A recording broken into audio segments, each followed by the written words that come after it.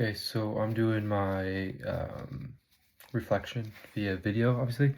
So to start off for assessments, go off for one question where what condition or joint did you feel most comfortable doing? I think for me, since I had a lot of ankle injuries, having an ankle assessment was definitely very comfortable for me. I think I had like two or three for sure, and by even by the second one, I felt very comfortable treating them. And even going into the knee and hip, I had to do some range of motion checking for both joints um, throughout my couple weeks there in ACP. So those joints, for specifically, I feel very comfortable treating. I think in the beginning, whenever I would treat them, they didn't really go quite as expected. I think I've struggled with kind of sometimes linking the special tests with my IOSs, and maybe getting caught up too much with the extra stuff that might be going on, whether it's like area pain or the kind of type of pain they're experiencing. Um, But if I would get confused or lost, I'd kind of take a deep breath, try to figure out the stuff I know, and use supervisors to help, and then kind of tie everything in. And if I did miss something, I would go back, look at my notes, and come back the following week um, to I'm sorry, I want to go with this, but like come back the following week with better knowledge on what to do and educate them, whether if I misled them or explain something poorly, and try to re-explain what is going on with them. Um, and I think even like when I come like before assessments, I'd always make sure I knew what joint I was assessing beforehand, and using that referral page to really help guide what kind of things I would look into at the beginning. There was a couple times where they would come in with just even if it's just like general knee pain or neck pain, still review my general anatomy of that area beforehand. Whether it's spending 5-10 minutes just looking at a skeleton of the muscles and just figuring out if I've got some of the actions or um, innervations, and like kind of proper ways to palpate them. And then I think for me, conducting myself in a calm manner was in the beginning was a little tough. I'd get maybe a little flustered off of a question I asked and like the answer that came back to me um, in the beginning, but towards the end, I was able to feel pretty comfortable because you still do mini assessments in the rehab phase. So doing those over and over again, kind of coming up with your flow and the style of questions you want to ask to try to get the best report for the previous week was definitely very beneficial. And I think by week 4 or 5, I was very comfortable with doing an assessment. I felt like I could have done something on any part of the body. So yeah, and then for rehab wise, I think trying to form rehab off of person's like specific goals. The last girl I had that was training for high rock, she came in. It was just knee pain, but ended up she ended up getting like shin splints, and she had improper activations in some of her muscles in her hip, and some muscles are too tight, some of them too weak. So kind of instead of focusing right on the knee, kind of spread everything out and do work on the hip, do work on the ankles, do foot intrinsics. May not have been what she thought it was going to happen, but it would be something that's more needed than just doing step ups or step downs just to help increase knee strength. There's other things that go along with increasing knee strength, and it's strengthening glute med to help with valgus forces on the knee, or helping with intrinsic muscles of the feet and ankle mobility, help with shin splints when running.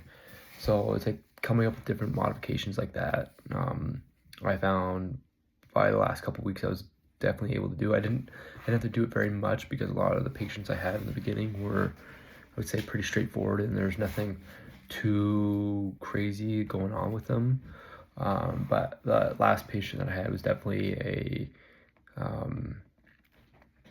a tough patient, but like in a good way. She had a lot of things going on, and you had to really put the pieces together. And I felt like if I had a couple more weeks with her, I'd really be able to like come up with a really solid plan and try to get her back to 100%. And I think it kind of goes back with like taking your time with your assessments, because I felt like each time we were to go do a rehab, there was always something popping up. So whether it's the last day with the shin splints and having to do a mini ankle assessment, and then trying to change my rehab program around kind of on the spot.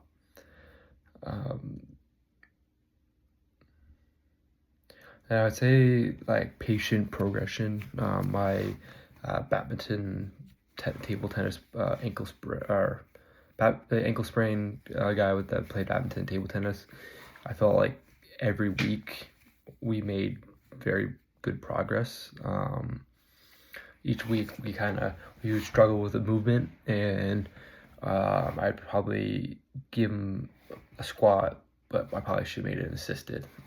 Maybe make it a little tough on him. I think that was just me trying to push him. And then we were able to regress it a little bit.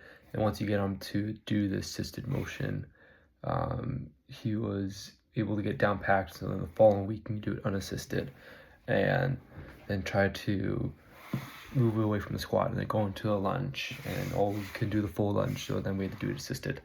And by that following week, he was able to still practice and get better. And we were able to turn that assisted lunge into a front foot elevated, like full range of motion lunge. Hoping work on that dorsiflexion, and which we found to have a lot of limitations throughout the couple weeks he was with us. And I think even going off the dorsiflexion, I think by like week 4 or 5, I noticed that it still wasn't gaining any range of motion. So finding new ways to increase that range of motion with different exercises that aren't just knee to walls or band immobilizations. Try to change that band immobilization into an exercise to help progress him, and we found definitely it helped him increase that range of motion and allow him to feel much better and have less pain while playing. And I think I could have done probably a better job with goal setting for my patients, trying to figure out what were their specific goals like each week, or because I felt like I was able to attain long-term goals for them, but just like having those short-term goals that are every 2 weeks for them, like to tell me what it was instead of me kind of creating something in my own head for them, and without them really knowing, would have been something I could have done a little bit better, because I always felt like I always had something, but I never really told them. I'd kind of like tell them, yeah, we're going to do these exercises and it's going to increase this, but I was never really, could have done a better job of being like, hey, this is our goal for these next couple of weeks, is to kind of increase this range of motion and progress this exercise. And then kind of into professional practice, thought my communication ability with my patients was pretty good, especially having patients that were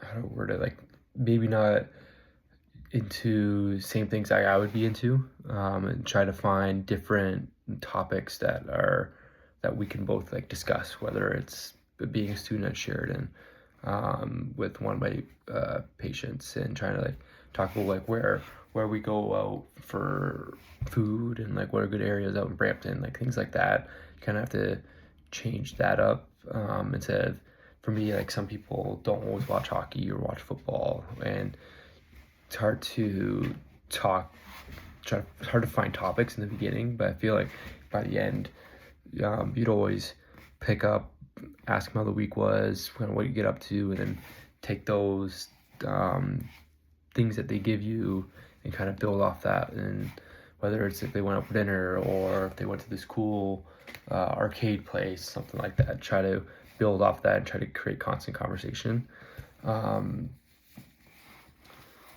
And then like from like cueing, from a communication from like exercise perspective, I think I was able to do a pretty good job with this. I think explaining it for the first time and demonstrating it, most of the time, I would say about 80% of the time, my patient was been able to like do the exercise, maybe a couple things wrong with them, but it would be like very common issues, whether it's showing them to do a squat and they do the squat but their knees cave in, and then trying to cue them to like pull their knees out and they still weren't able to do that, then using a band to help reinforce that was definitely, like, thinking on the spot like that was definitely a positive.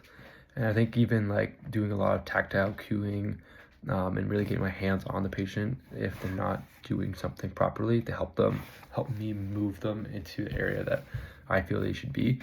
I feel like I was able to get pretty comfortable with that in the, like, the second or third week. And even like listening to patients where if they do have pain, I feel like one of my patients kind of had pain with everything, but he would also associate soreness or like a muscle activating as pain. So knowing, like, by like my third, fourth week, I was able to notice that, like, okay, he's not actually in pain. He's just feeling soreness from muscles that aren't usually working for him. Like, not often does he ever do just a straight up and down lunge, and like something new for him. So I gotta understand, not everybody works out all the time. So, and then using that information to try to decipher if I actually need to modify the workout or not. And like time management for me, I thought was really good. I was able to, whether it was before assessment, trying to figure out what I need to understand. If I'm just doing a neck assessment, kind of was told on like 10 minutes before, doing a quick review of my anatomy. And then even having times that where I had an hour break, I was able to bang out all like 3 or 4 of the activities towards the end of the week. And then when I did have, or not end of the week, but end of the semester, I was able to bang out like 3 out of the 7 assignments, try to get them done and over with so I didn't have to think about them anymore. I thought that was very key. And then even getting all my charts and PhysiTrack stuff all sent out before I left, or even doing it as soon as I got home, I thought was very key in helping me utilize my time better and have more time for studying, and increase my knowledge with some of the conditions that I had. And then going off like my goals that I set, I thought one of my goals was trying to cut assessments down to about like 30 minutes, which I felt like I was able to do by my last 2 assessments. I thought I did a pretty good job with that, and I was able to get patients out on time, and not even just with assessment, but with rehabs as well. I was able to get people out in like 40 minutes most days, on a good day. Kind of the middle of the semester, did take me a little bit, but it was nice to get them out, and I was able to get all my charts done, and sometimes even have the PhysiTrack already sent out to them. And then working on anatomy and reviewing my notes more often was definitely good. I think I could have done a little bit better job of reviewing um, some some of my notes more often for anatomy, um, whether it was in like during um, like times of breaks, but I usually spent that time doing other assignments to try to get ahead on that. So I could have maybe done a better job at balancing it because I always had a little bit of time at home to do some other things. So I could have done a little bit extra review on my anatomy notes. So doing things like that would have been a little bit better. And then I think one of my goals is working on like upper body and like back assessments. Um, I never really had much opportunity to work on those, so I think that's still something I feel like I could be better at. But then again, I was able to have a lot of these kinds of assessments at my other placement. So having that to back up what a lot of the lower body stuff I was doing in ACP definitely helped. Um, I think that kind of from an ACP standpoint, doing those assessments there would have been helpful and kind of get different feedback from different supervisors to try to grow my knowledge instead of just kind of getting the same stuff from my other supervisors in my placement.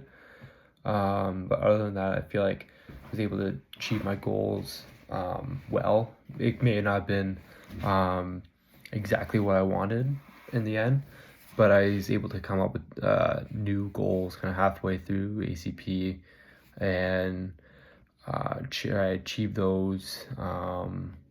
And yeah, so that's it.